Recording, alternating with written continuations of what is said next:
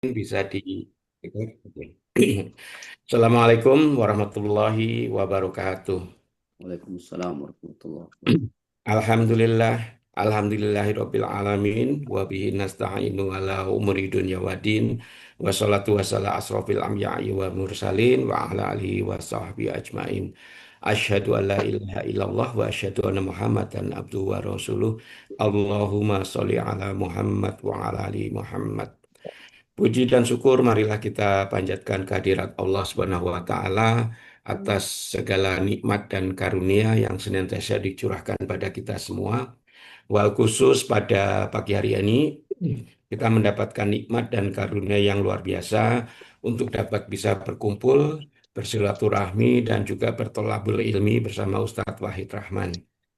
Salam dan sholawat semoga tercurah kepada junjungan kita Nabi besar Muhammad Shallallahu Alaihi Wasallam beserta keluarga, para sahabat dan pengikutnya yang istiqomah, dan insya Allah dengan izin Allah kita akan mendapatkan syafaat beliau di yaumil kiamah nanti.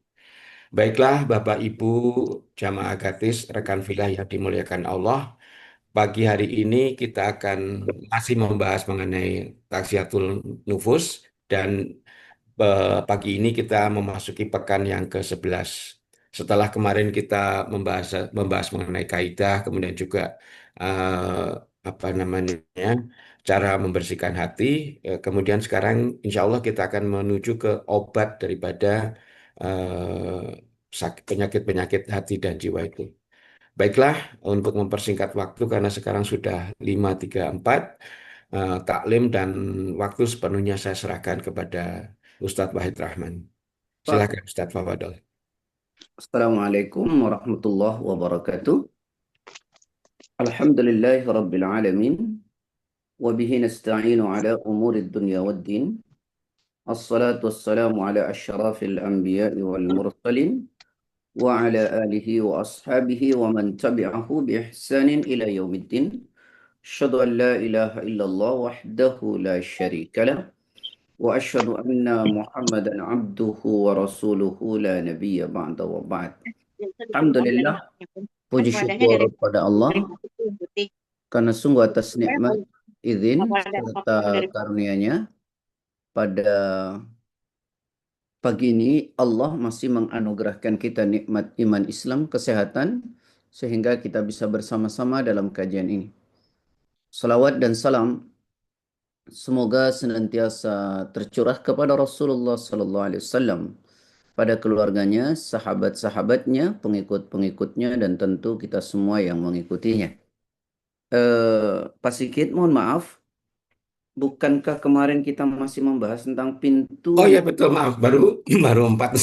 Ya ya, mohon maaf Ustadz, betul. dan itu baru satu kalau nggak salah, baru marah kan? Oh ya ya, mohon maaf Ustadz. Hmm. Jadi kita masih membahas tentang pintu-pintu ya, setan masuk ke dalam hati manusia. Kemarin kita sudah jelaskan satu hal, bahwa setan itu akan masuk melalui amarah.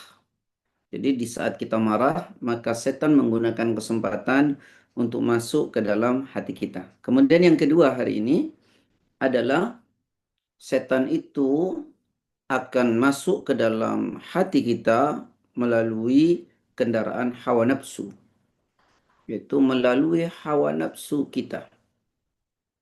Jadi sahabat-sahabat mengikuti hawa nafsu dan tidak memiliki kontrol agama membuatnya sulit untuk bisa membawanya bertakwa kepada Allah Ta'ala. Dan juga menjadi sulit untuk menjauhi apa yang diharamkan oleh Allah dan Rasulnya. Saya ulangi ya, mengikuti hawa nafsu dan tidak memiliki kontrol agama membuatnya sulit untuk bisa membawanya bertakwa kepada Allah dan juga sulit menjauhi apa yang dilarang oleh Allah dan Rasulnya. Ya. Karena itu hawa nafsu itu mesti dikontrol. Ya.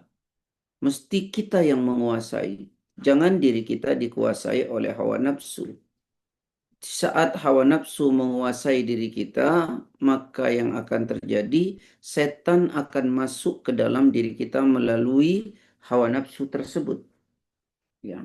Karenanya, teman-teman sekalian, sahabat, ketika seseorang larut dalam hawa nafsunya,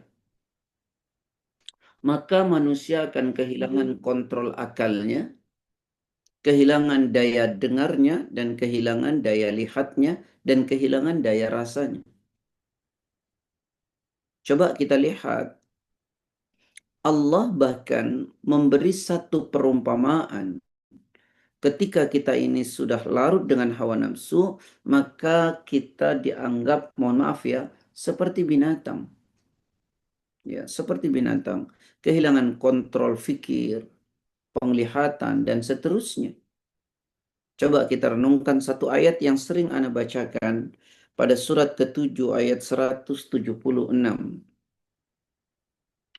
Walau syi'na larafa'nahu biha walakinnahu akhlada ilal ardi wattaba'a hawahu famathaluhu kamathalil kalbi. Monggo. A'udzubillahiminasyaitonirrajim. Dan sekiranya kami menghendaki, niscaya kami tinggikan derajatnya dengan ayat-ayat itu. Tetapi dia cenderung kepada dunia dan mengikuti keinginannya yang rendah. Maka perumpamaannya seperti anjing.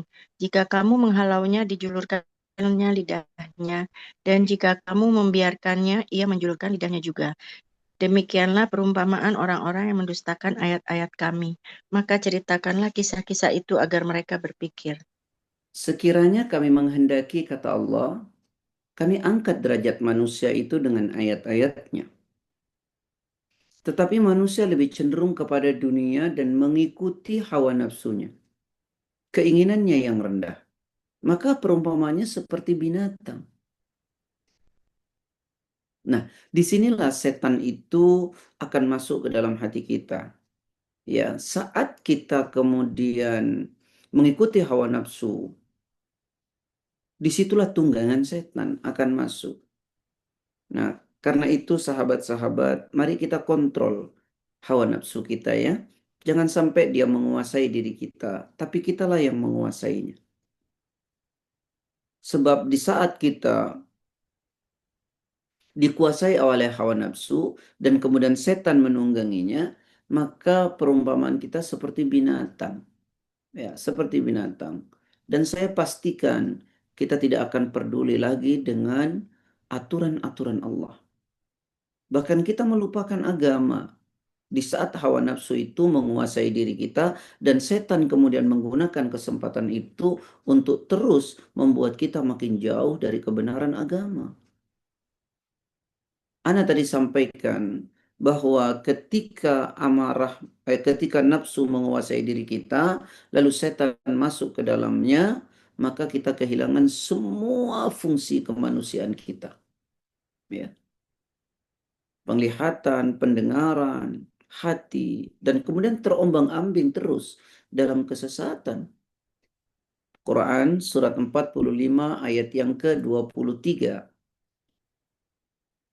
Surat 45 ayat 23. Afara'aita man ittakhadha ilahahu hawa wa adallahu Allahu ala ilmi wa khatama ala sam'ihi wa qalbihi wa ja'ala ala basarihi ghishawah. Silakan. A'udzubillahiminasyaitonirrajim. Maka pernahkah kamu melihat orang yang menjadikan hawa nafsunya sebagai Tuhannya, dan Allah membiarkannya sesat dengan sepengetahuannya, dan Allah telah mengunci pendengaran dan hatinya, serta meletakkan tutup atas penglihatannya. Maka siapakah yang mampu memberinya petunjuk setelah Allah membiarkannya sesat? Mengapa kamu tidak mengambil pelajaran? Kata Allah, tidakkah kalian perhatikan? Pernahkah kalian melihat? Kita disuruh mengamati oleh Allah. Maka pernahkah kamu melihat orang-orang yang menjadikan hawa nafsunya sebagai Tuhannya? Hawa nafsu yang dituruti, hawa nafsu yang diikuti. Apa yang akan terjadi? Tadi Ana sampaikan, ketika hawa nafsu dituruti, setan menggunakan kendaraan itu. Yang terjadi adalah maka Allah akan membiarkan sesat dengan sepengetahuannya. Dibiarkan, bayangkan. Jika Allah sudah membiarkan kita, tidak menjaga kita, ya sudah, setan itu yang menguasai kita. Kemudian yang kedua, Allah tutup pendengaran kita. Di saat hawa nafsu itu menguasai diri kita, maka kita tidak akan pernah bisa mendengar apapun. Nasihat-nasihat agama tidak akan pernah kita bisa dengar. Dan hatinya juga ditutup. Tidak bisa memahami kebenaran-kebenaran agama. Dan Allah jadikan dinding penutup bagi matanya. Sehingga mata ini tak bisa melihat lagi mana kebenaran dan mana keburukan. Mana salah, mana benar, tak akan ada lagi. Ketika hawa nafsu yang mengontrol diri kita,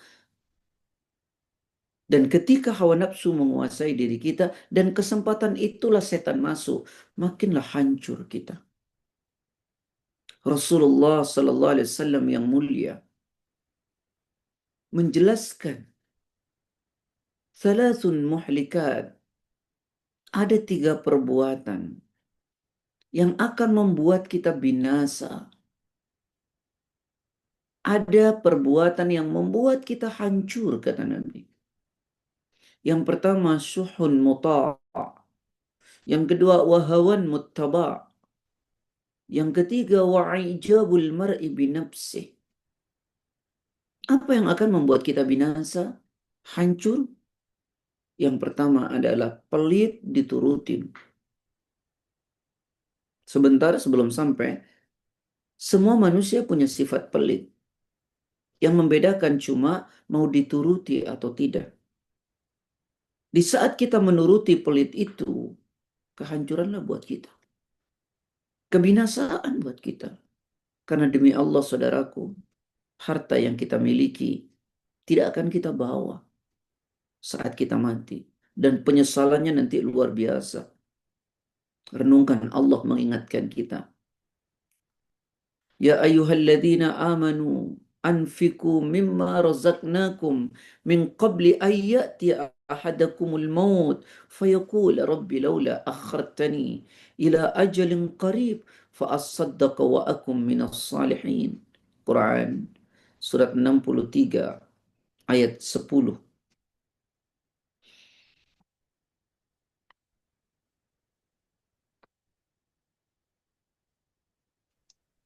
A'udzubillahi minasyaitonirrajim.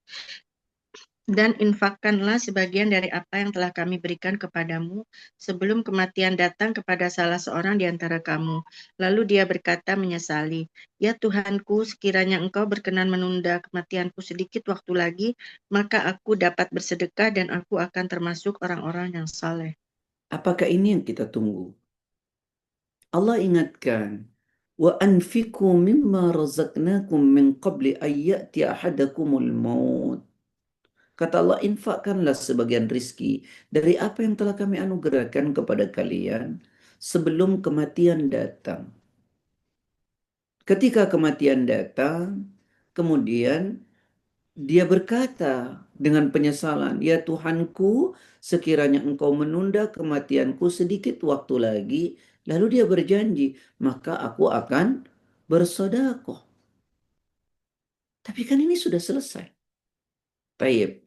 Bukan ini. Kemudian yang kedua, yang ada kaitan dengan nafsu. Apa kata Allah, kata Rasul, "Jika 3 hal ini kau ikuti, maka engkau akan binasa. Kau akan hancur." Satu, pelit diturutin. Yang kedua adalah hawa nafsu diikuti. Wahawan muttaba.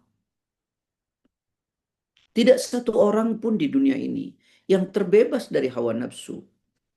Saya dan kita semua yang ada dalam kajian ini memiliki hawa nafsu. Perbedaannya adalah kita mampu atau tidak mengontrol hawa nafsu kita, atau kita yang dikontrol hawa nafsu. Dan ketika kita dikontrol hawa nafsu, disitulah setan menggunakan kesempatan untuk masuk. Nah, saudara-saudaraku yang saya cintai karena Allah. Oleh karenanya, Ya, ayo kontrol hawa nafsu. Jangan sampai kita dikuasainya. Setan akan menggunakan kesempatan itu. Masuk ke dalam diri kita, merusak diri kita. Nah, saudara-saudaraku yang saya cintai karena Allah. Tahan, kontrol, rusak kita mengikuti hawa nafsu itu. Hancur diri kita. Karena nafsu itu tidak pernah puas. Karena itu kita selalu berdoa kepada Allah. Ya Allah, aku mohon perlindungan kepadamu dari hawa nafsu yang tidak pernah puas. Minta perlindungan kepada Allah. Hancur manusia mengikuti hawa nafsunya terus. Seorang sudah memiliki istri. Hawa nafsunya tidak dikontrol. Ingin ini, ingin. Hancur rumah tangga. Anak hancur. Keluarga hancur. Maka kontrol. Karena sesungguhnya hawa nafsu tak pernah puas. Tidak akan pernah puas. Sampai kita sehancur-hancurnya. Lihat hancurnya orang berjudi. Hancurnya orang yang tidak pernah puas dengan wanita. Dan hancurnya mereka yang tidak pernah puas dengan harta. Karena itu kendalikanlah keinginan hawa nafsu kita. Kontrol. Saat kita dikuasainya, makin kemudian setan masuk, makin rusaklah diri kita. Mengikuti hawa nafsu dan tidak memiliki kontrol agama akan membuatnya sulit membawa pada ketakwaan dan juga akan membuatnya sulit sekali bisa menjauhi apa-apa yang Allah tidak suka, apa-apa yang Allah haramkan, dan apa yang Rasulnya haramkan. Nah, inilah pintu masuk setan yang kedua. Baik, kita masuk yang ketiga, saudaraku yang saya cintai karena Allah. Yang ketiga, dari mana pintu setan masuk ke dalam diri kita? Yaitu melewati hasad. Apa hasad itu? Dengki atau iri hati. Teman-teman sekalian yang semoga Allah merahmati. Sudahlah hasad ini dosa. Dan itu membuat pelakunya tidak akan pernah memiliki ketenangan hati. Tidak akan pernah mendapatkan kebahagiaan. Orang yang hasad itu akan lelah. Dengki, iri itu capek. Saudaraku, apa sih artinya hasad itu? Hasad itu membenci datangnya nikmat Allah kepada seseorang. Saya ulangi, hasad itu membenci datangnya nikmat Allah kepada seseorang atau kepada orang lain. Kita menjadi tidak suka dengan orang yang diberikan nikmat oleh Allah. Kita benci terhadap orang yang diberikan nikmat oleh Allah. Itulah hasad. Ternyata hasad itu bukan hanya orang yang ingin kenikmatan itu lepas dari seseorang. Saya ulangi, ternyata hasad bukan hanya menginginkan hilangnya kenikmatan yang didapati oleh seseorang. Bahkan dia membenci datangnya nikmat yang Allah berikan. Capek kita, lelah. Kita membenci orang yang mendapatkan kenikmatan dari Allah. Dan kita ingin kenikmatan yang orang terima itu lepas darinya. Betapa lelahnya ini. Ingat saudaraku, Rasul pernah mengatakan, Al-hasadu ya'kulul hasanat kama ta'kulun nar al-hatab. Iri, dengki akan memakan kebaikan-kebaikan yang kita lakukan.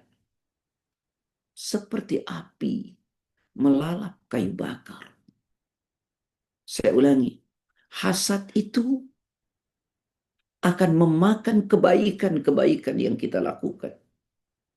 Seperti api melumat kayu bakar. Habis. Dan biasanya iri, dengki, hasad membuat seseorang buta. Saya pernah menceritakan kalau tidak salah, bagaimana putra Nabiullah Adam alaihissalam, Qabil, membunuh saudara kandungnya. Apa memang penyebabnya? Adalah hasad, iri. Qabil memiliki saudara kembar. Habil memiliki saudara kembar.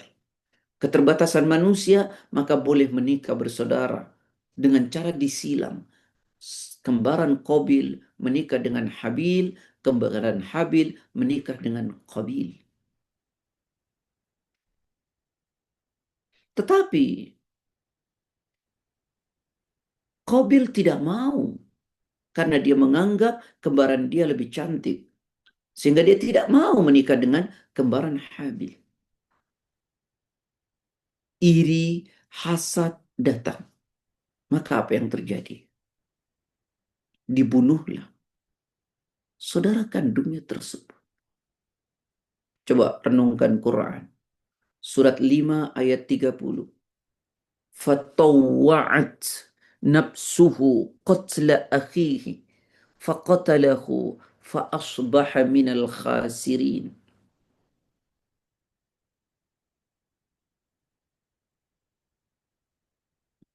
Ayat 30 ya Ustaz. Ya, betul, Bun. A'udzubillahi minasyaitonirrajim. Maka nafsu Qabil mendorongnya untuk membunuh saudaranya, kemudian dia pun benar-benar membunuhnya. Maka jadilah dia termasuk orang-orang yang rugi. Nah, nafsu dituruti, hasad menguasai dirinya, bahkan membunuh bisa dia lakukan. Kepada siapa? Saudara. Fatawwa'at nafsuhu. Maka hawa nafsu Qabil menjadikannya apa? Qatla akhihi, membunuh saudaranya. Faqatalahu, dan dia benar-benar membunuhnya. Fa asbaha minal khasirin, maka jadilah dia orang-orang yang rugi. Nah ini saudara-saudaraku, nafsu dituruti, hasad menguasai, masuklah setan mengendarai dirinya. Hancur segalanya. Nah, karena itu sahabat-sahabat yang saya cintai karena Allah, seorang muslim tidak boleh dengki, iri. Sifat iri dan dengki itu adalah sifat yang sangat tercela.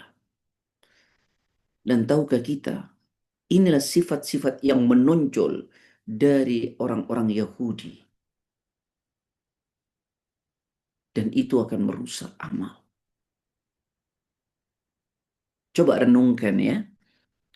Larangan iri hati terhadap apa yang Allah Ta'ala berikan, ya, lebihkan kepada sebagian manusia. Allah menjelaskan ini pada surat An-Nisa, surat keempat ayat 32.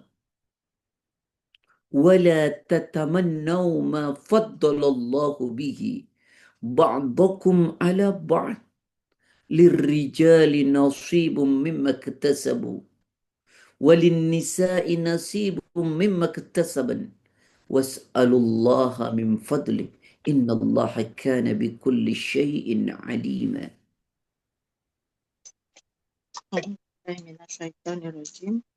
Dan janganlah kamu iri hati terhadap karunia yang telah dilebihkan Allah kepada sebagian kamu atas sebagian yang lain.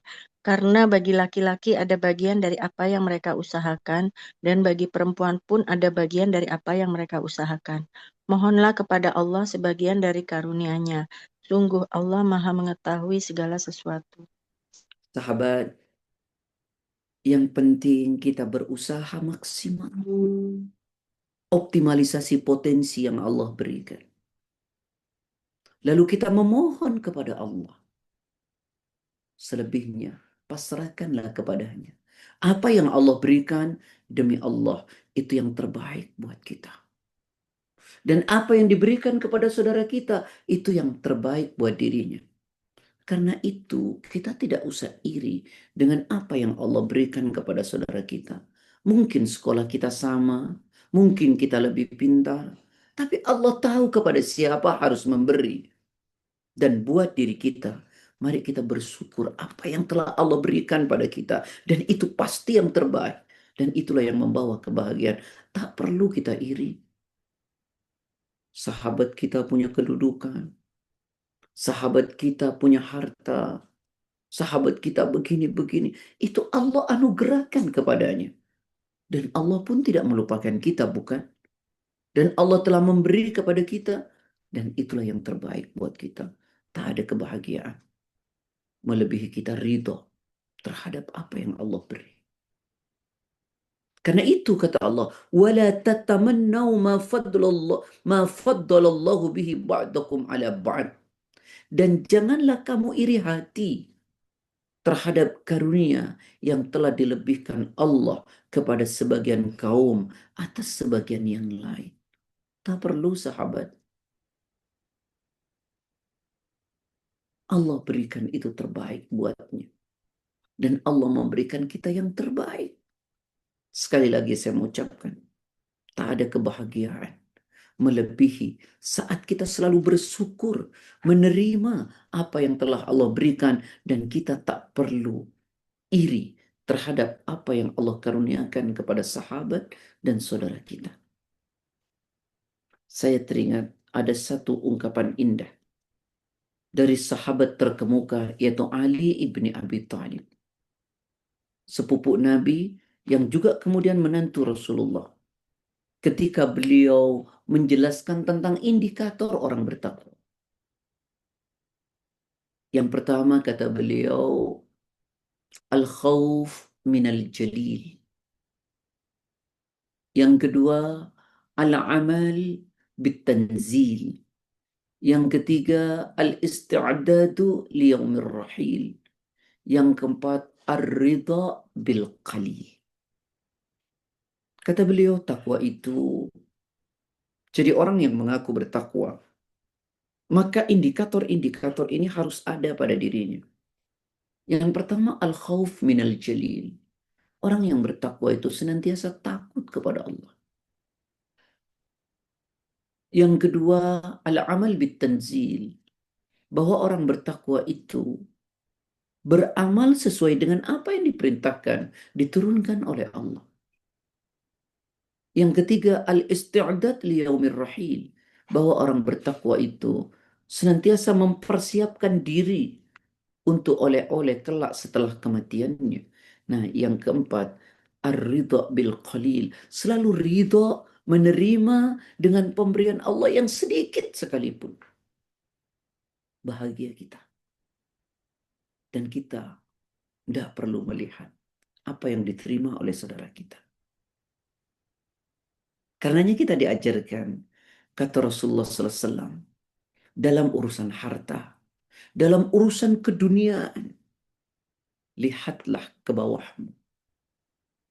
Jangan pernah kau lihat ke atasmu. Karena akan membuat kita tidak pernah bersyukur kepada Allah. Saya ulangi, dalam konteks urusan duniawi, lihatlah ke bawahmu. Jangan pernah lihat ke atasmu. Karena dengan kita melihat ke bawah, kita akan selalu merasa berharga, banyak, besar yang Allah berikan, sehingga membawa kita bersyukur. Tapi di saat kita melihatnya ke atas, kita akan selalu merasa sedikit, kecil, apa yang Allah berikan. Dan kemudian membawa kita menjadi kufur dan tidak bersyukur. Karenanya sahabat-sahabat sekalian, ya, hilangkanlah sifat iri ini, sifat hasad. Inilah kendaraan syaitan untuk masuk ke dalam jiwa kita melalui sifat hasad, iri, dengki. Hati-hati dengan perkara ini. Saudara-saudaraku yang saya cintai karena Allah. Yang keempat, bagaimana cara setan masuk ke dalam jiwa kita? Yaitu melalui sifat rakus. Sifat rakus. Selagi manusia merasa rakus tamak, maka ketamakannya, sifat rakusnya akan membuatnya buta. Akan membuatnya tuli.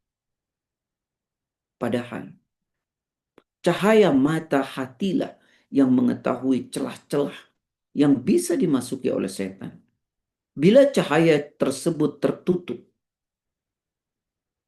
oleh perasaan rakus, tamak, ia tidak lagi akan bisa melihatnya. Saat itulah setan mendapatkan kesempatan untuk membuat apa saja yang bisa mengantarkan pelaku rakus kepada syahwatnya. Coba teman-teman sekalian, renungkan baik-baik.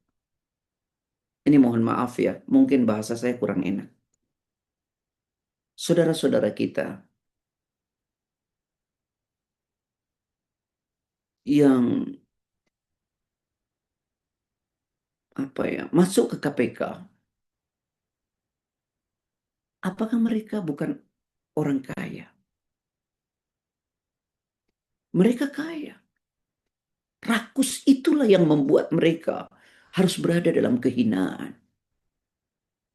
Demi Allah, jika rakus itu dituruti, dia tidak akan pernah berhenti.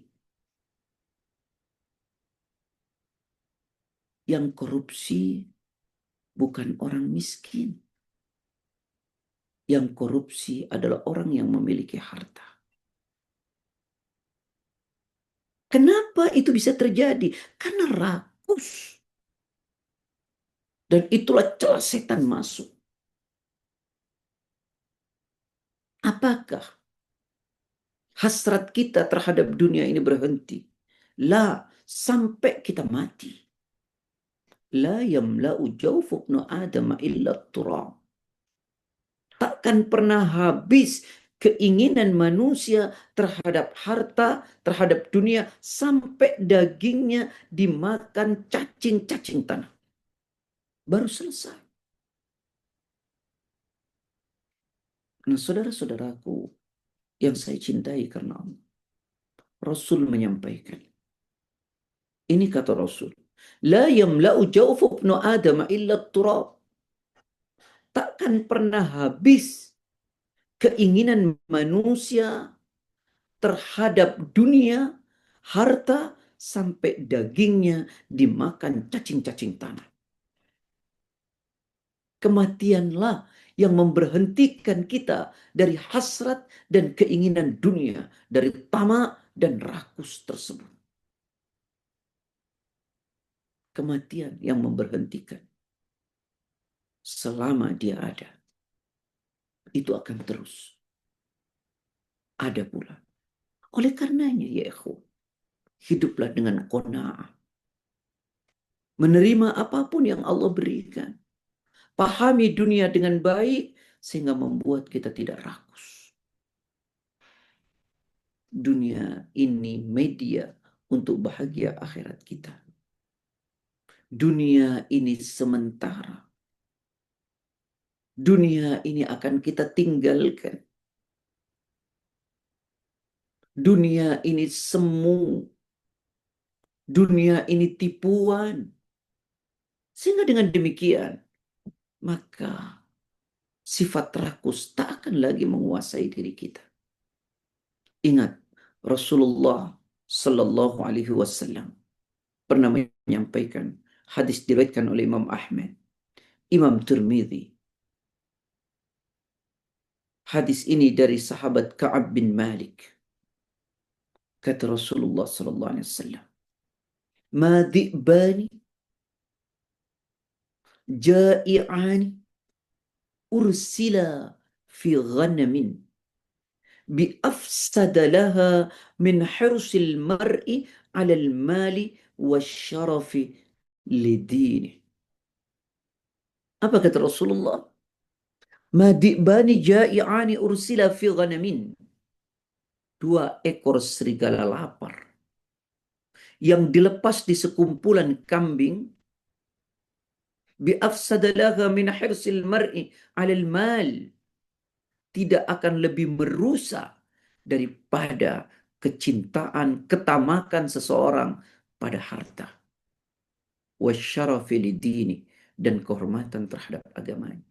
Dua ekor serigala lapar dilepas di sekumpulan kambing, dia tidak akan lebih merusak daripada manusia yang rakus terhadap dunia.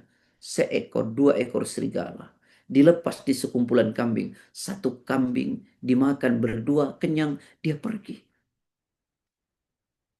Tapi manusia yang rakus terhadap dunia, dia akan lebih merusak daripada dua ekor serigala tersebut. Hutan digunduli, bumi dirusak, rakus terhadap dunia. Tak peduli dengan generasi yang akan datang. Tak peduli menghancurkan atau tidak. Bahkan menghancurkan negaranya. Kenapa?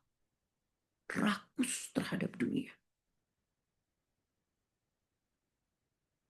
Rakus. Madi'bani ja'i'an ursila fi ghanamin. Dua ekor serigala lapar dilepas di sekumpulan kambing. Bi afsadalaha min hirsil mar'i 'alal mal. Itu tidak akan lebih merusak daripada manusia yang rakus terhadap dunia. Bahkan Rasulullah sallallahu alaihi wasallam yang mulia pernah mengatakan, jika seseorang memiliki satu lembah yang terbuat dari emas, maka dia mesti ingin lembah kedua. Begitulah manusia. Tidak pernah cukup menghancurkan. Ketika sifat rakus itu dituruti, dan dia tidak akan pernah berhenti sampai daging kita dimakan cacing-cacing tanah. Mati baru selesai. Nah, saudara-saudaraku, inilah pintu setan masuk melalui celah rakus, tamak, tidak pernah cukup. Padahal coba berpikirlah, apakah itu akan kita bawa mati? Bahkan tidak sedikit ketika kita setelah meninggal, harta kita yang banyak membuat anak-anak kita bertengkar, membuat anak-anak kita bermusuhan. Jangankan ingat untuk mendoakan kita, yang dia pikirkan hanya harta. Nah, saudara-saudaraku yang saya cintai karena Allah, itu pintu setan masuk ke dalam diri kita melalui celah rakus, tamak. Baik, selanjutnya saudara-saudaraku yang saya cintai karena Allah, yang kelima yaitu sifat terburu-buru, kurang teliti dalam segala urusan. Isti'jal namanya. Disinilah setan itu akan masuk. Makanya dikatakan oleh Rasulullah sallallahu alaihi wasallam, hadis dari Abu Ya'la, diriwayatkan oleh Abu Ya'la dan Al-Baihaqi. Ya. Kata Rasulullah sallallahu alaihi wasallam, hadis ini hasan. At-ta'anni minallahi wal ajalatu minasyaitani. Saya ulangi, at-ta'anni minallah. Sikap pelan-pelan, teliti, itu datangnya dari Allah. Wal ajalatu minasyaitan. Dan ketergesaan itu berasal dari syaitan. Saya ulangi ya. At-ta'anni minallah. Pelan-pelan itu datangnya dari Allah. Wal ajalatu minasyaitan. Dan ketergesaan itu berasal dari syaitan. Terburu-buru. Tidak teliti. Tidak mau pelan. Tergesa-gesa. Tergesa-gesa ingin begini, ingin begini. Apapun itu ya ikhwan. Instan. Tidak mau dibangun dengan pelan-pelan. Dengan teliti. Di situ setan tuh menggunakan kesempatan. Orang tidak sabar, ingin cepat kaya. Setan masuk, salah langkah. Pesugihan dan macam-macam. Orang tidak sabar, ingin berkuasa. Maka setan masuk ke dalamnya. Dia lakukanlah segala cara untuk meraihnya. Baik, selanjutnya. Ikhwani wa ikhwati fillah yang dirahmati oleh Allah. Yang keenam, yaitu pelit, takut miskin. Saya ulangi, pelit, takut miskin. Di situ setan masuk. Bakhil.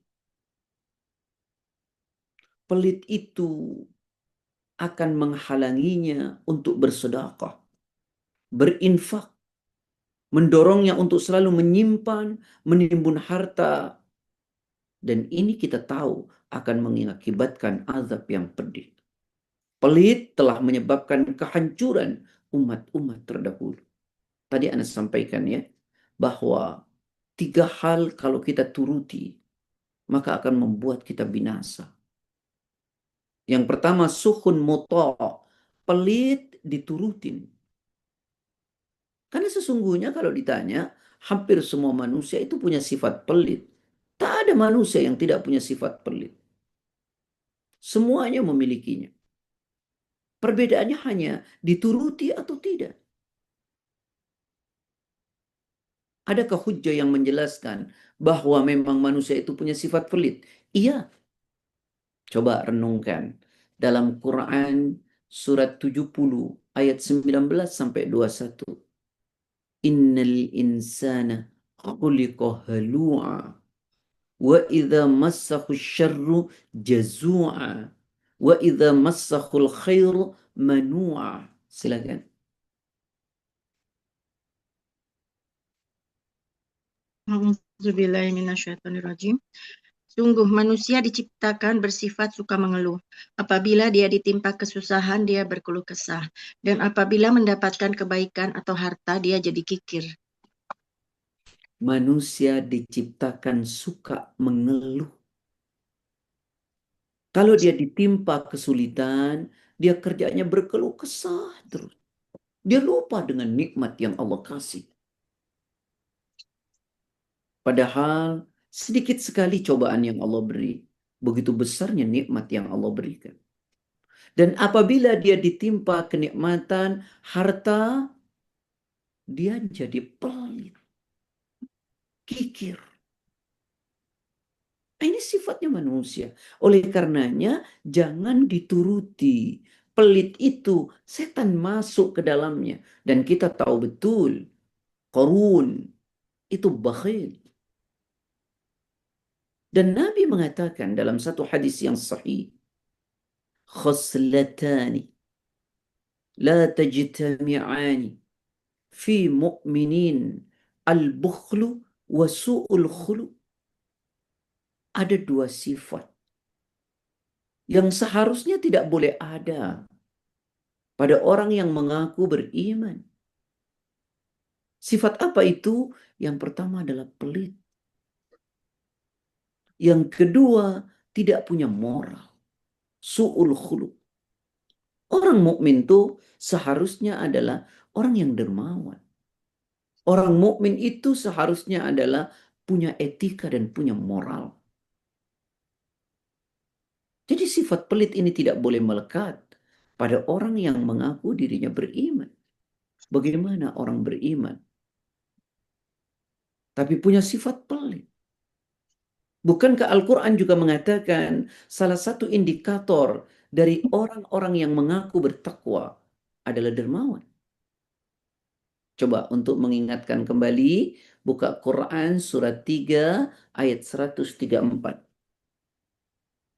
وسارعوا إلى مغفرة من ربكم وجنة أرضها السماوات والأرض أعدت للمتقين الذين ينفقون في السراء والضراء والكاظمين الغيظ والعافين عن الناس والله يحب المحسنين.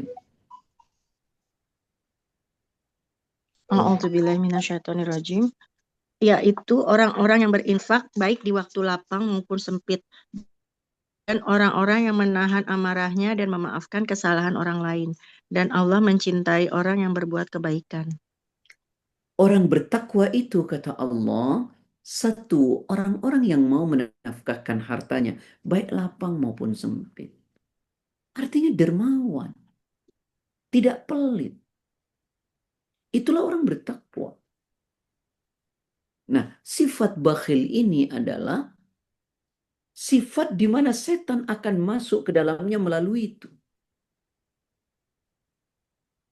Jadi, ayo dong kalau kita orang bertakwa, mestinya tidak pelit. Harta itu tidak dibawa mati kok. Tidak dibawa mati.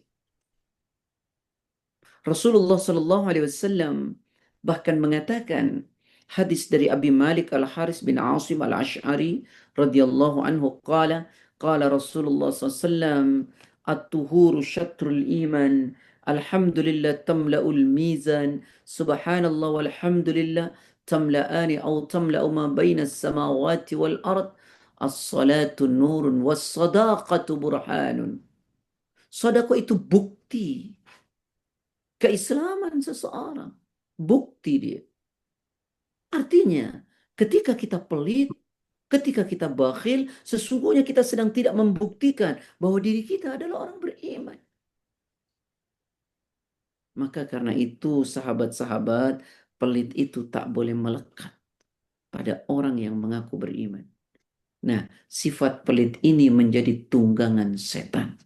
Setan akan masuk dari kita. Udah jangan. Buat apa kamu kerja capek-capek? Hartamu kok diberikan kepada orang lain?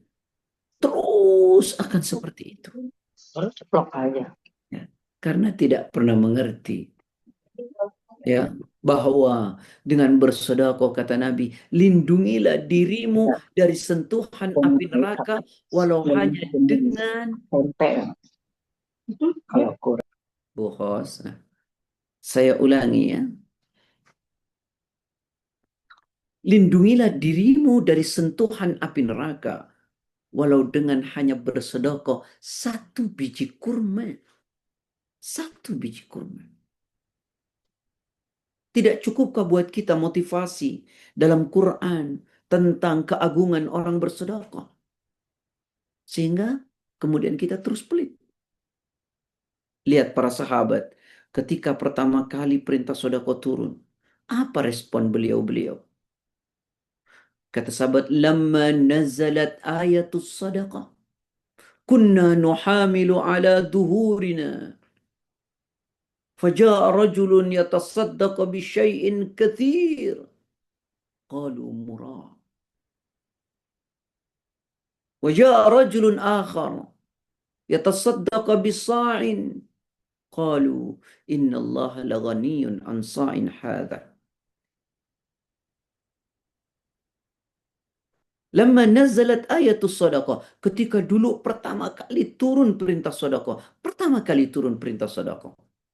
kunna nuhamilu ala duhurina, kami semua berlomba-lomba membawa harta itu di atas punggung kami. Gak ada yang sedikit. Baru pertama kali turun perintah sedekah. Kami berlomba-lomba membawa harta itu di atas punggung kami. Nggak ada dong kalau sedikit ditaruh di punggungnya. Ja'a rajulun yatasaddaqu bisyai'in katsir. Datanglah seorang laki-laki membawa sedekah banyak sekali. Lalu dicela oleh seseorang, qalu murah. Oh, dia sedekah banyak, paling ingin dipuji orang. Faja'a rajulun akhar. Datanglah laki-laki yang lain. Yatasaddaqu bisa'in. Dia sedekah hanya satu sa'. Lalu dicela lagi. Innallaha laghaniyun an sa'in hada. Allah itu tidak butuh sedekah hanya satu sa'. Itulah orang-orang yang senangnya hanya gemar untuk mencela. Tapi tidak dengan orang yang bersedekah. Biasanya tidak lagi berpikir karena dia khawatir sekali sedekah itu menjadi batal. Oleh karena dia mengingatnya. Nah, sahabat, seandainya kita mengerti dan seandainya kita tahu motivasi yang diberikan oleh Al-Quran dan Sunnah tentang keagungan-keagungan sedekah, maka tak mungkin kita menjadi pelit. Tak mungkin kita menyimpan harta itu. Sehingga kita pelit, tidak mau sedekah dan tidak mau berzakat. Nah, sahabat-sahabat yang saya cintai karena Allah. Lihat motivasi-motivasinya. Banyak sekali. Buka Quran. Surat Al-Baqarah. 261 sampai 264. Allah Ta'ala berfirman. Al-Baqarah 261 sampai 264. A'udzu billahi minasyaitonir rajim.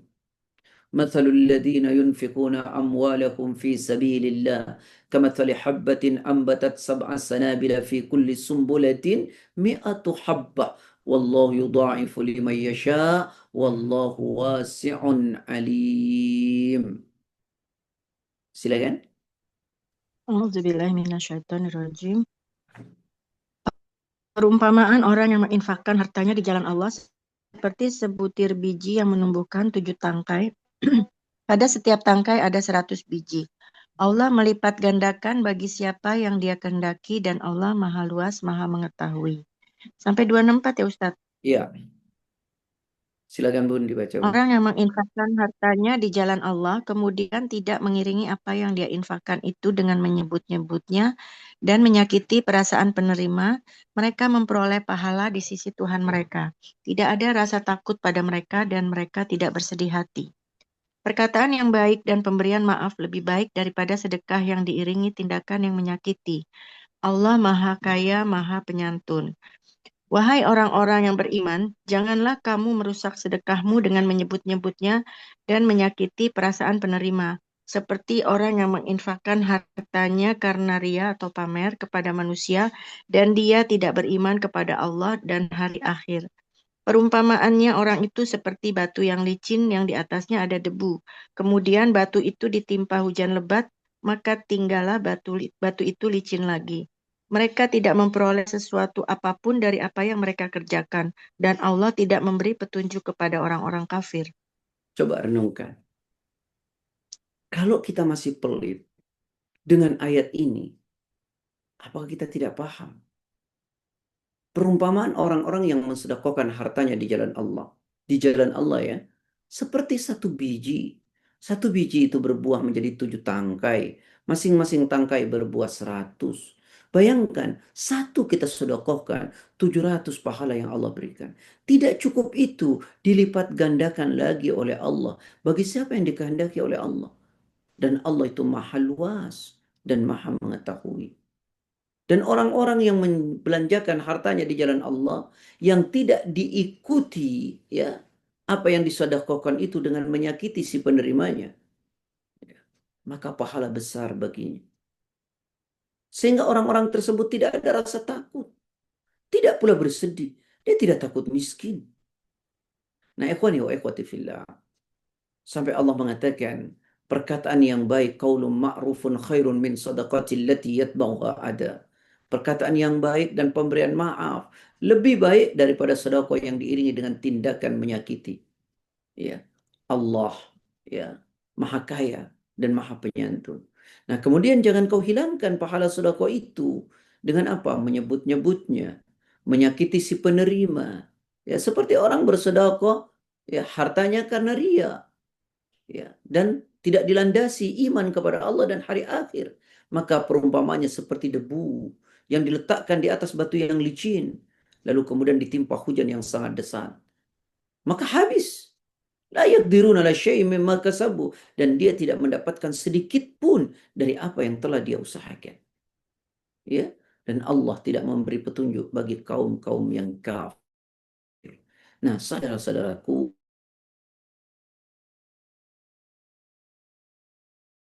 ada lagi setan masuk, ya, dari karena takut miskin. Takut miskin. Tadi pelit dan takut miskin. Karena itu Rasulullah sallallahu alaihi wasallam pernah mengatakan, "Fawallah mal faqra akhsha 'alaikum walakinni akhsha 'alaikum an tubsatad dunya 'alaikum kama busitat 'ala man kana qablakum fatanafasuha kama tanafasuha fatuhlikakum kama ahlakathum." Maka demi Allah, kata Nabi, bukan kemiskinan yang kutakutkan atas kalian. Akan tetapi yang paling aku takutkan atas kalian ketika dunia dibentangkan kepada kalian sebagaimana telah dibentangkan pada orang-orang terdahulu. Lalu kalian berlomba-lomba untuk meraihnya. Sebagaimana orang dahulu berlomba-lomba untuk meraihnya. Lalu dunia itu menghancurkan kalian. Sebagaimana orang dahulu dihancurkan oleh dunia. Ingat sekalian dalam satu ayat. Orang saat mau bersedekah, setan membisikkan, jangan, jangan, nanti kau miskin. Ya ini ya ikhwani wa ikhwati fillah yang dirahmati oleh Allah. Takut miskin, bakhil. Disitulah setan itu menggunakan kesempatan itu. Ya, jangan, jangan, kata setan. Nah, kemudian karena waktunya sudah habis, saya ingin bab ini selesai hari ini. Yang ke-9 adalah, yang ke-8 ya? Atau yang keberapa? Lupa saya. Fanatik. Ustaz. Fanatik kelompok. Fanatik pada organisasi. Fanatik terhadap kelompok. Wah, ini membuat setan merusak diri kita. Sehingga bukan lagi kebenaran yang diutamakan, tapi kelompok. Kehilangan objektivitas. Jadi subjektif. Orang kalau sudah fanatik kelompok, kepintarannya menjadi hilang. Kemudian apalagi yang jadi hilang? Objektivitasnya hilang. Kebenaran tidak lagi terlihat. Yang terlihat adalah hanya bagaimana pembelaan terhadap kelompok. Ya. Jadi hal semacam itu dapat membinasakan seorang hamba. Dan itulah kesempatan setan untuk masuk. Kalau sudah fanatik terhadap kelompok, maka kita akan mendiskreditkan kelompok lain, menyalahkan kelompok lain. Bahkan tadi saya bilang, tidak ada lagi objektivitas. Kebenaran pun tak nampak dari kelompok itu. Yang nampak hanya keburukan. Sementara dari diri kita, yang nampak hanya kebaikan, kekurangan dan keburukannya tak nampak. Karena itu tak boleh fanatik terhadap kelompok. Objektiflah. Kebenaran adalah benar, kesalahan adalah salah. Kemudian yang ke-9, dari mana lagi setan masuk menunggangi tadi fanatik kelompok? Yang kedua adalah prasangka buruk. Prasangka buruk. Wah, setan itu bermain begitu sangat luar biasa dalam suudzon itu. Ya, sangat luar biasa. Semestinya orang beriman itu selalu mencari alasan untuk memaklumi kondisi orang. Berbeda dengan orang munafik yang selalu mencari-cari kesalahan. Jika kita ditanya, bagaimana cara menangkal masuknya setan? Cukup dengan berzikir kepada Allah dan mengucapkan la haula wa la quwwata illa billah. Ya. Innal ladzina ittaqau idza massahum ta'ifun minasyaitani tadakkaru faidza hum mubsirun. Jadi suudon tidak saya jelaskan ya karena waktunya sudah habis. Jadi menangkalnya dengan banyak berzikir kepada Allah. Terakhir buka Quran surat 7 ayat 201.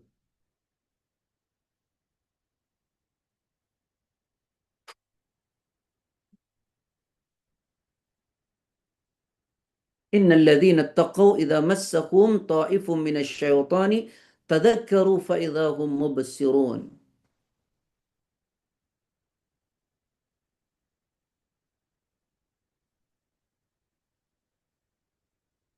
Halo,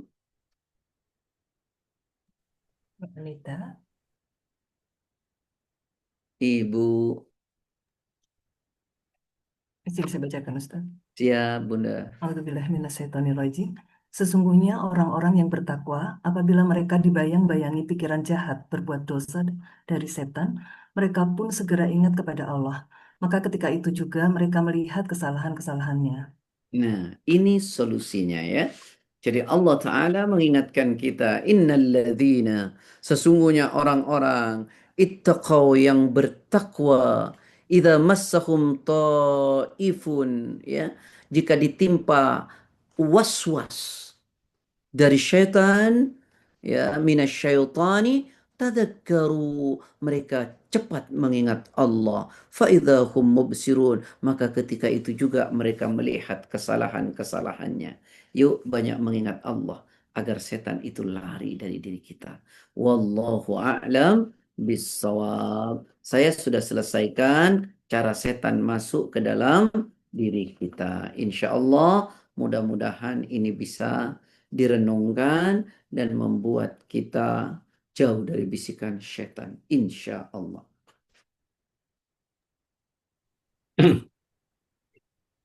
Terima kasih Ustadz atas materi dan penjelasannya. Ini ada beberapa pertanyaan yang sudah masuk ke chat. Saya akan bacakan dari Pak Anto dan dari Pak Yanefri. Tapi mungkin untuk yang Pak Anto saya bacakan yang sesuai dengan materi dulu. Baru nanti kita kalau ada waktu membahas yang pertanyaan selanjutnya. Oke, dari Pak Anto, apakah yang tidak boleh hanya iri terhadap karunia yang Allah berikan kepada orang lain, bukan iri hati? Apakah ada istilah iri terhadap kebaikan yang dilakukan orang sehingga menjadi motivasi untuk melakukan kebaikan, Ustaz? Tayyib, ikhwani wa ikhwati fillah yang dirahmati oleh Allah Subhanahu wa taala. Kalau kita bertanya, apakah ada iri yang dibolehkan? Kan begitu ya Pak Sigit maksudnya ya? Ya, kurang lebih seperti itu, Ustaz. Iya. Kata Nabi, la hasada illa fitnatain. Iri tidak boleh kecuali dalam dua perkara. Jangan perkara deh, dua dua hal ya. Sebab kalau perkara katanya orang non Muslim malas masuk Islamnya. Kenapa? Di Islam banyak perkaranya. Karena di Indonesia satu perkara saja tidak kelar-kelar katanya. Mohon maaf ya, biar tidak ngantuk saja ini, biar tidak Ya, ngantuk siap, ya. siap. Jadi apa itu? Yang pertama, rajulun atahullahu Quran wa yaqra'u ana al-laili wa ana an-nahar. Ya, yaitu seseorang yang dianugerahi oleh Allah Al-Quran, ilmu, dia gemar membacanya dan mengamalkannya siang dan malam. Itu yang mungkin disebut iri terhadap kebaikan. Yang kedua, iri terhadap siapa? Rajulun atahullahu malan, seseorang yang dianugerahkan oleh harta dan dia gemar berinfak siang dan malam, maka kita iri. Ada sekelompok orang-orang Ansor yang miskin datang kepada Nabi. Ya Rasulullah, orang kaya itu pergi dengan pahala yang besar. Kami salat, mereka salat. Mereka puasa, kami puasa. Mereka baca Quran, kami baca Quran. Mereka bersedekah dengan kelebihan harta yang Allah berikan kepadanya. Tapi kami tidak ya Rasulullah. Kami tidak memiliki harta. Itu iri. Ya, iri. Bukan karena kekayaannya, tapi karena kegemarannya untuk bersedekah. Maka Nabi memberi solusi. Maukah engkau kuberitahu tentang amalan yang akan membuatmu mulia? Sahabat kemudian bahagia.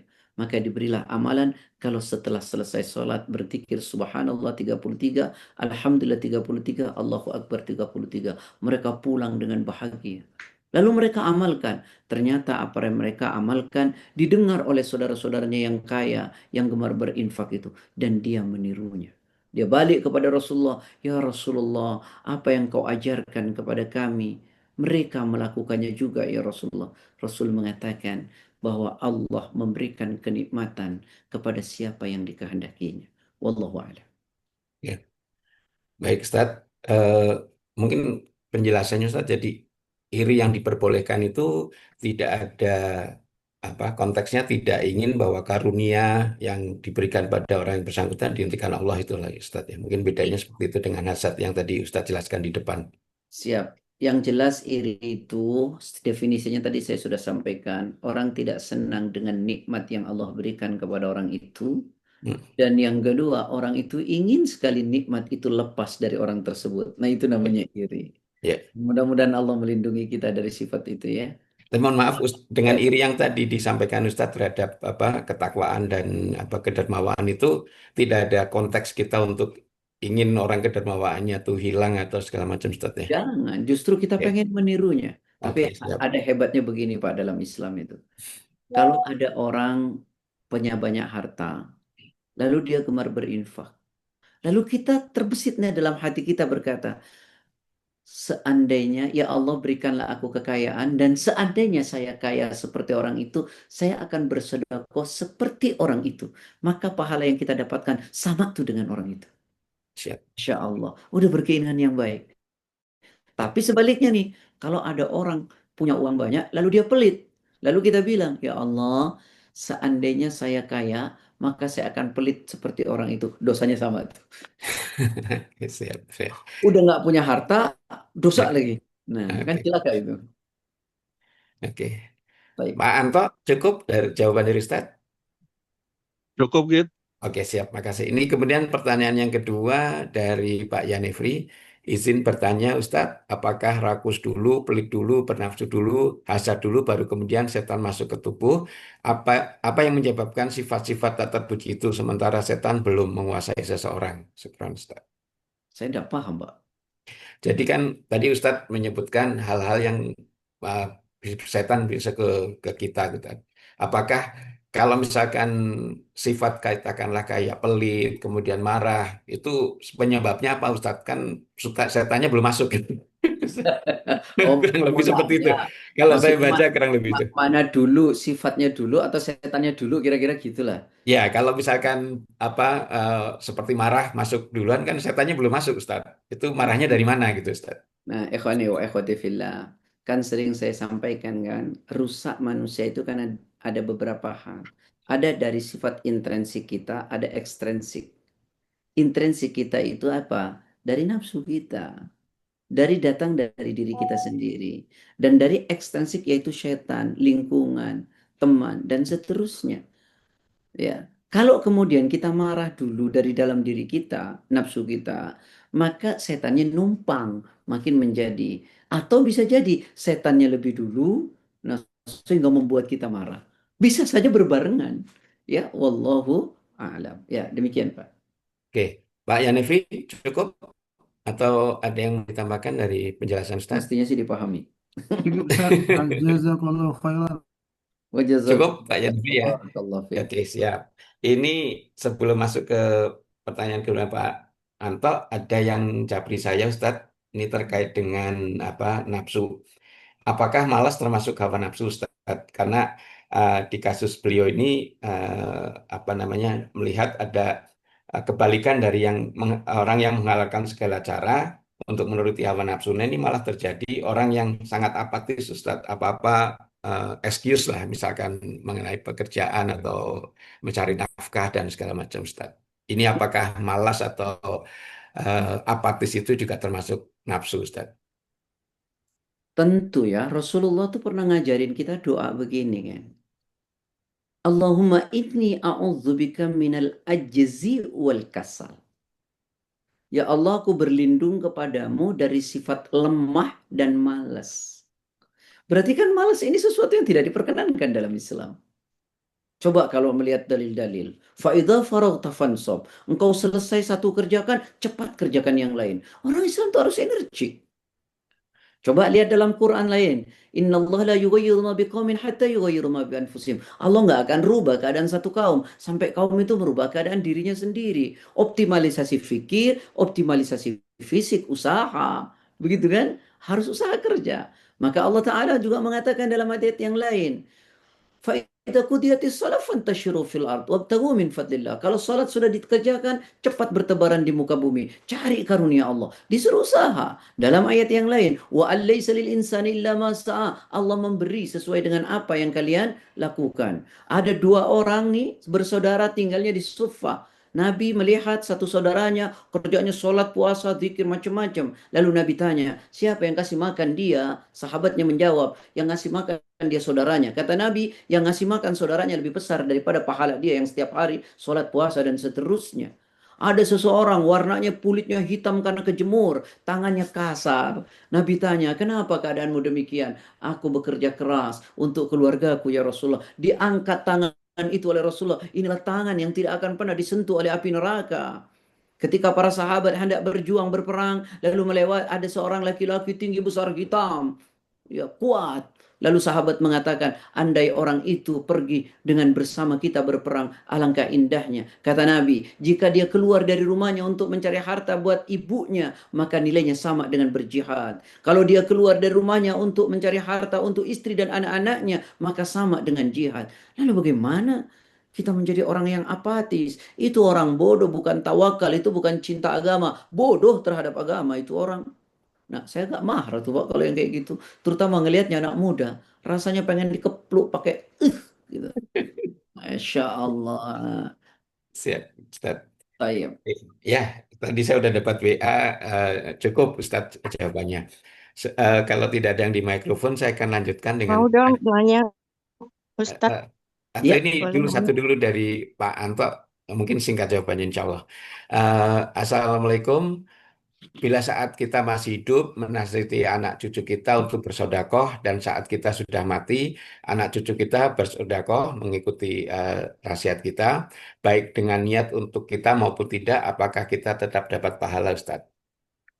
Idza mata ibnu Adam in qad amaluhu illa min thalas. Kalau anak Adam meninggal putus semua amalan kecuali tiga hal. As-sadaqatun jariyatun. Sedekah yang kau berikan masa hidupmu dan masih tetap digunakan maka terus. Aw ilmu yuntafa'u bih. Ilmu yang bermanfaat. Kau ajarkan orang kebaikan-kebaikan dan kebaikan itu dilakukan oleh orang, maka masih dapat kita pahala. Dan itu tidak hanya konteks agama loh Pak ya. Contoh, Pak Sikit ngajarin cara masang lampu. Wah, orang itu kemudian amalkan, Pak Sikit masih dapat pahala itu. Jadi bukan hanya ngajarin tentang sholat, puasa, enggak. Semua ilmu yang bermanfaat. Nah, tapi sebaliknya, kalau ngajarin ilmu buruk, jadi dosa jariah juga itu. Belajar ya. Ngajarin cara nyopet yang bagus gitu misalnya. Cara korupsi yang biar nggak ketahuan gitu misalnya. Ya dosanya terus ya. Wallahu a'lam. Oke, cukup Pak Anto ya.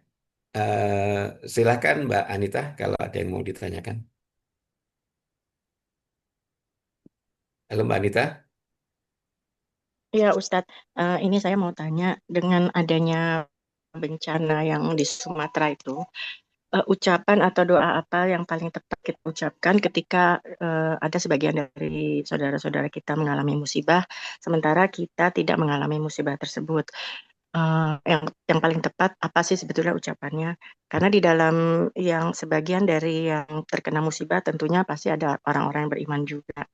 Nah, sementara sekarang ini juga beredar di grup-grup itu ada yang dengan keadaan seperti ini, musibah yang terjadi, apa mengingatkan juga bahwa ini bencana alam itu banyak terjadi akibat kesalahan atau kelalaian manusia, yang mana juga disebutkan dalam ayat-ayat Al-Quran. Tetapi kalau kita dalam situasi seperti ini rasanya kok kayak kita nggak berempati gitu ya. Di saat saudara kita yang sedang mengalami musibah, tapi kok ada yang mengait-ngaitkan dengan kerusakan itu disebabkan oleh ulah manusia sendiri. Nah, jadi sebetulnya apa sih yang paling tepat yang kita harus ucapkan atau kita doakan? Makasih Ustadz. Sesuatu terlontar dari lisan kita tergantung kebersihan hati kita. Sehingga kadang-kadang kita ini merespon sesuatu dengan cara yang buruk terus-menerus. Kenapa kita tidak merespon dengan cara yang baik? Yang pertama adalah ucapan yang paling baik adalah coba lihat Al-Quran surat Al-Baqarah 156. Allah Ta'ala berfirman, Alladzina idza asabathum musibah qalu inna lillahi wa inna ilaihi raji'un. Ya, jika engkau ditimpa musibah, katakanlah, ini milik Allah, datang dari Allah dan kembali kepada Allah. Itu dulu yang kita ucapkan. Yang kedua, berikan motivasi sabar kepada saudara-saudara kita. Yang jauh lebih penting dari itu semua. Ya, saya sampaikan tadi. Yang pertama, ucapkan istirja. Inna lillahi wa inna ilaihi raji'un. Yang kedua adalah, ini penting, ya, penting. Berikan nasihat, sabar, dan kekuatan iman. Dan itu tidak gampang, saudaraku. Rumah tiada, makan sulit, pakaian tiada.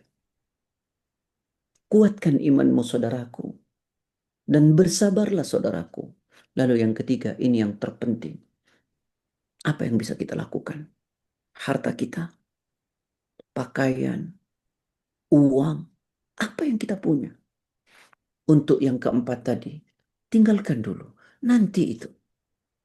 Jangan kau sakiti saudaramu yang sedang dalam keadaan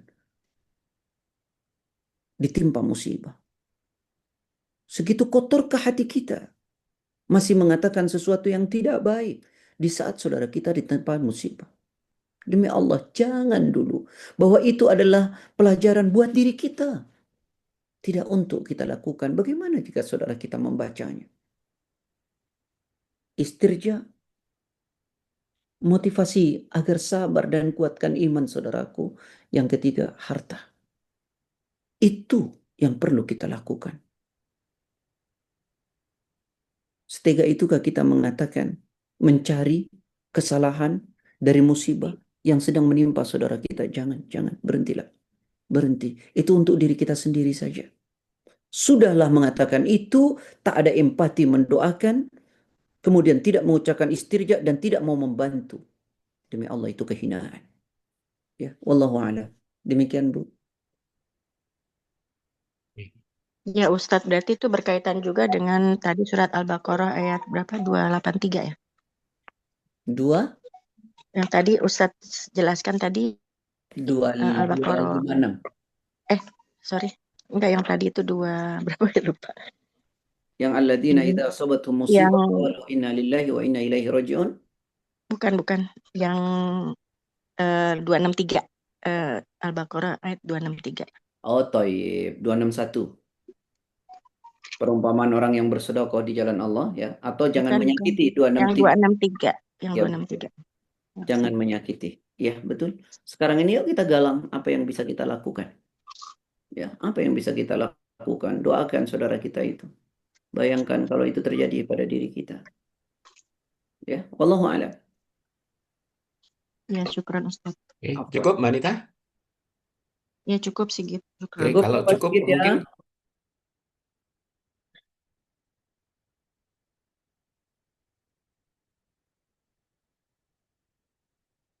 Halo? Sedikit freeze ya.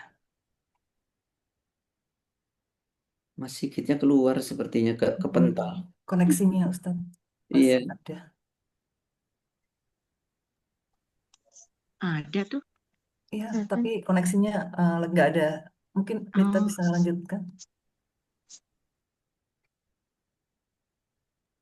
Dilanjutkan yang koneksinya tidak terputus. Iya, mau Mbak Nita. Nggak maksud lanjutin apa nih? Dilanjutin selesai. Dilanjutkan Ustaz kelihatannya ditutup. ada. Baik, kalau begitu iya. saya yang menutup. Ustadz aja deh langsung yang Monggo Bu nutup. Nita. Ya, jazakallah Baik, khairan Ustadz atas saudara-saudaraku. tausiah hari ini.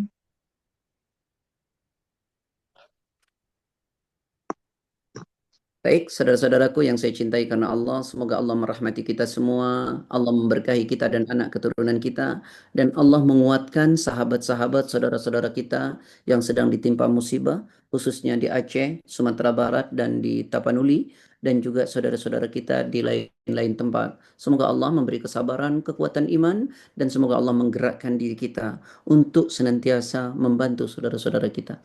Demikian, semoga Allah merahmati kita semua. Assalamualaikum warahmatullahi wabarakatuh. Subhanaka Allahumma wa bihamdika Waalaikumsalam. asyhadu an la ilaha illa anta astaghfiruka wa atubu ilaik. Izin. Itu muncul sedikit. Syukran Ya, Ustaz. saya terlempar ini. Saya mohon maaf ya. Ustaz. Ya, mohon maaf, mohon maaf. Ya, Napa-napa. Begitu Ana izin ya. Sigit. Ya. ya. Makasih Sigit, Nani. Sama-sama. Ya, mohon maaf nih terakhir-terakhir Semuanya. terlempar dari ini. Ya, sinyalnya Makasih memburuk. Ya, Sigit, terima Pak kasih Ustadz, Ustaz ya. Nani. Ya. Sigit, Ya, makasih aku lagi dengerin. semuanya. Aku dengerin dari Izin lagi ya. Ancol. Oke, siap, Meli siap, siap. kirain lagi jalan nggak ini lupa kajian. Aku sambil jalan sambil dengerin. Oke, siap, siap, ya. Ya, tiba-tiba sinyalnya hilang kan, dipakai handphone. Terima kasih Sigit, Makasih, Nisa, Sigit. Sama-sama ya semua. Mohon Pamit maaf ya. lahir batin. semuanya. Waalaikumsalam Assalamualaikum warahmatullahi warahmatullahi wabarakatuh. wabarakatuh. Ya, ya. Pamit. Makasih Sigit, Nani, Nita. Yuk, terima kasih. Yuk, Pamit saya ya. juga. Assalamualaikum. Waalaikumsalam. Assalamualaikum. Ya, Salam. Buket, kemana? Mau jalan kemana? Aku lagi Ancol. Oh, ya. Salam Dengerin buat Mas Kiki jalan ya. pagi di Ancol. Salam buat Mas Kiki. Oke, Waalaikumsalam. Pamit ya. Assalamualaikum. Pamit ya. Yo, Assalamualaikum. Assalamualaikum. izin N ya teman-teman.